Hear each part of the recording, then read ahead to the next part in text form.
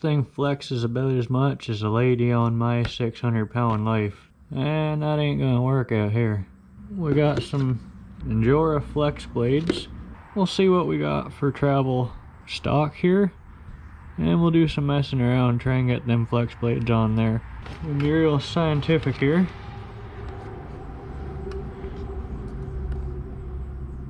I'll call it 2 inches. Alright, so what do we got for flex? 3.5 inches. Let's go out and test her on the rocks.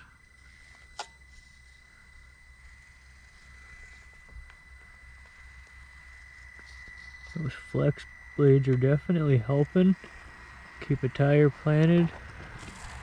I just don't like that they're sticking. It kind of seems like it's the shock sticking now, but the shocks didn't stick before the flex blades, so I think maybe the angle that they're mounted on has something to do with it. I'll be doing some messing around and I'll put a video up if I figure anything out.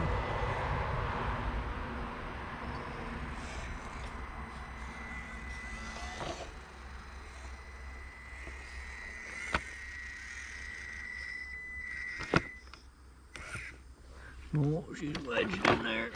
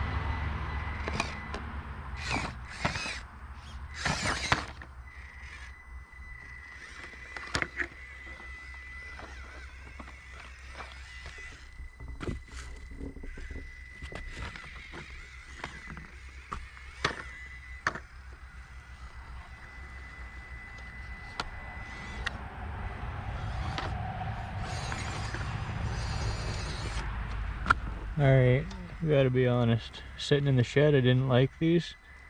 Now that I'm out here, these things are really good. I haven't made it through this rock section yet with this thing, so that's pretty cool.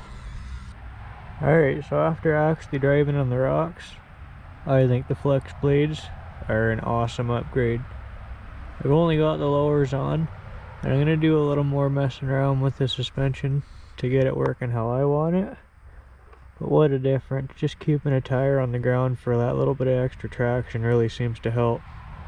So, Endura flex blades, a winner in my books.